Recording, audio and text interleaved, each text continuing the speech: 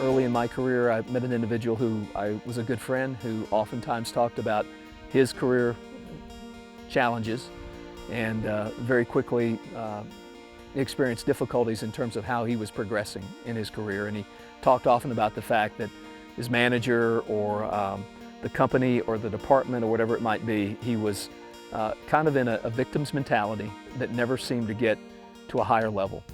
And because of that, he never managed to break through what I consider the first cardinal point of the career compass, and that is the true north that most people have to decide early on to establish and to make certain that they use that as their guiding star for what they're doing with their career. The first cardinal point of the career compass is personal accountability. Now, when I say personal accountability, some people say, well, yeah, I know I need to do a good job, but it's a lot more than that. When you go to work for any company, you're marketing one brand, and that brand is you.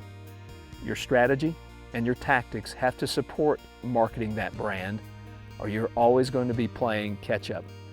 In my case, it took me a number of years to appreciate the fact that the first brand that I had accountability for was myself. But when I began to appreciate that, it changed how I approach my job in many ways. Maybe the most compelling was I began to look less at others, including managers, departments, or even the company, to sustain my career. Instead, I looked at myself. I constantly looked at the mirror and said, am I doing everything I can to be successful?